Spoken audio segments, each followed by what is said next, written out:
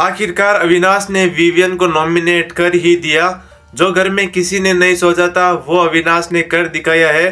किसी ने नहीं सोचा था कि वो विवियन को भी कभी नॉमिनेट कर सकते हैं, क्योंकि आप सभी को पता होगा अगर आप बिग बॉस देख रहे हो तो अविनाश, विवियन और ईशा का तीनों का बॉन्ड बढ़िया है और आज तक इन्होंने एक दूसरे को कभी नॉमिनेट नहीं किया। लेकिन अविनाश ने आखिरकार नॉमिनेट कर ही दिया, क्योंकि भाई उसको पता चल गया था कि वो बहुत कम दिख रहा है, उसका गेम प्ले कुछ नहीं है। अगर आपको पता हो तो वीक 1 और 2 में अविनाश ही छा रहा था, लेकिन अब उसको धीरे धीरे पता चल गया है कि भाई वो स्क्रीन टाइम उसका कम हो गया है, या मतलब वो घर में सबसे कम दिख रहा है। तो उसने एक शातिर मूव किया और विवियन को नॉमिनेट कर दिया। वो सोच रहा होगा कि मैं सबका अटेंशन ले लूंगा और इसमें वो कामयाब भी रहा। उसने सबके सामने विवियन को नॉमिनेट किया ताकि घर वालों का ध्यान उस पर आ सके एंड उसका प्रोमो बन सके। अविनाश ने तो ये बहुत अच्छा काम किया था, लेकिन फिर घर वालों को मिल गया मुद्दा, तो अविनाश को सब लोग बोलने लगे कि भाई आप भी छुरा घोंप रहे हो। तो उसने तो देखो साफ साफ बता दिया कि भाई सबसे पहले वो खुद को रखेगा, बाद में उसकी कोई भी प्रायोरिटी है तो उसको देखेगा। लेकिन इसमें आग में घी डालने का काम किया है करण ने अविनाश को बता दिया कि भाई आपको पता हो तो सीजन 13 में सिद्धार्थ और आसिम 2 लोग थे, दोनों ही पहले भाई थे और उसमें सबसे ज्यादा भयंकर लड़ाई भी उसी में हुई थी। तो तू मतलब 100 जीतने के लायक है, मैं ये बोलता हूँ। करण ने ऐसा अविनाश को बोला था। तो तू विवियन से लड़ ताकि तू अपना पॉइंट रख सके, और घर वालों को सभी को ये लगता है कि तू केवल उसकी परछाई है, तो तू उसे लड़ के सबको बता दे कि भाई तू नंबर 1 ही रह सकता है या तेरे में जीतने की मतलब शक्ति है। तो करण एक तरह से इन दोनों में लड़ाई करवाने की ट्राई कर रहा था। अविनाश को भी ये बात तो पता थी, लेकिन उसको एक बात और पता है कि वो अभी कम दिख रहा है और सच में वो धीरे धीरे विवियन की परछाई बन गया है। मतलब अभी उसका खुद का कोई रेस्पेक्ट नहीं है। वीक 1 में वो मतलब सबसे ऊपर वो ही था और विवियन उसके पास आया था, लेकिन अभी अविनाश विवियन से नीचे हो गया है।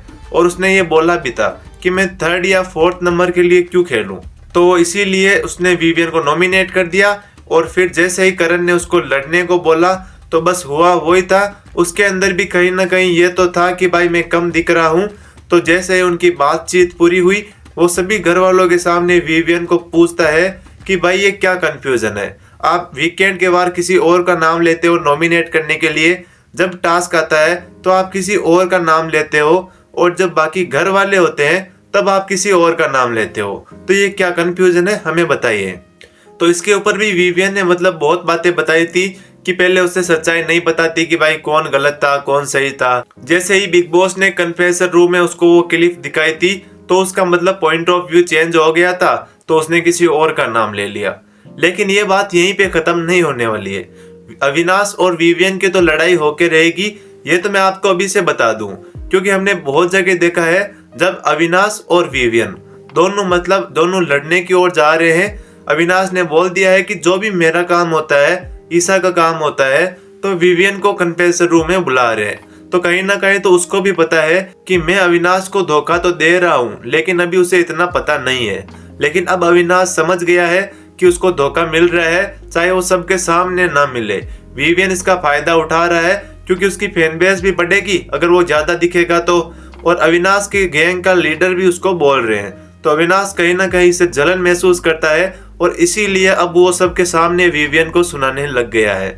और अगर विवियन को इस बार उसने नॉमिनेट किया है तो अब आगे से विवियन भी उसको ट्राई करेगा नॉमिनेट करने की, चाहे वो कोई सा भी कारण हो। तो धीरे धीरे ये सारी लड़ाई यहीं से शुरू होगी एंड एक दिन दोनों में फिर से फाइट हो जाएगी, तो ये ग्रुप बिल्कुल अलग हो जाएगा। लेकिन बात करते हैं कि सबसे फायदा किसका होगा। तो आप सबको पता होगा अविनाश ने बोला था कि उसकी फर्स्ट प्रायोरिटी है विवियन। मतलब अगर किसी भी काम में उसको मतलब कुछ भी चूज करना होगा तो वो विवियन चूज करेगा। एंड ईशा ने बोला था कि वो एलिस करेगी, लेकिन अब एलिस तो बाहर हो गई है, तो विवियन और अविनाश 2 ही बचे।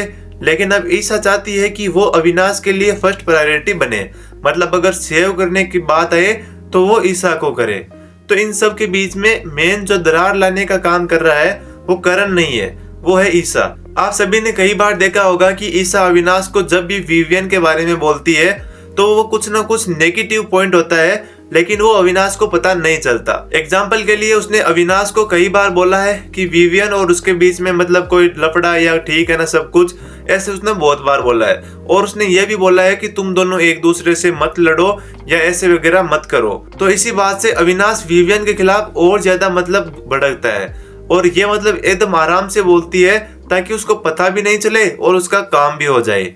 और मैं भी बता रहा हूँ और देख लेना आप, जब भी विवियन की बात होगी तो ईसा कुछ इस प्रकार से बोलेगी ताकि इनकी दोस्ती में दरार आ सके और ये उसकी फर्स्ट बन सके। वो इसलिए क्योंकि इसको ना तो फिर विवियन से खतरा होगा, ना वग्गा से, ना अविनाश से, ना रजत से, ना चाहत से, ना चुम से। मतलब घर में 80% लोगों से ईसा को कोई खतरा नहीं होगा।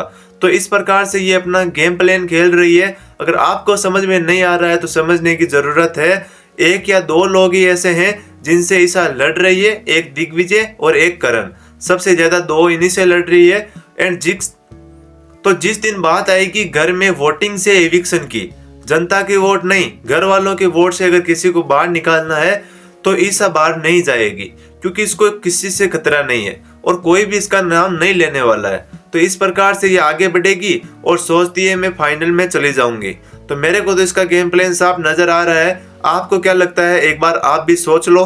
तो ऐसे ही धीरे धीरे करके ये इसको नॉमिनेट करवा देगी एंड मतलब धीरे धीरे इनका रिश्ता तुड़वा देगी ताकि इसको तो कोई घाटा नहीं हो लेकिन अविनाश से मतलब इसकी फर्स्ट प्रायोरिटी बन जाए। तो ईसा इसमें काम कर रही है दोस्ती तुड़वाने का। आप लोग सोच रहे हो करण है क्योंकि यही आगे जाके फायदा उठाने वाली है। आपको क्या लगता है कमेंट करके बता दो। और आपका फेवरेट प्लेयर कौन है बिग बॉस 18 में, उसका नाम भी कमेंट कर दो। सब्सक्राइब कर दो क्योंकि मस्त वीडियो आगे आने वाले हैं एंड लेटेस्ट अपडेट आपको सबसे पहले मिल जाएंगे।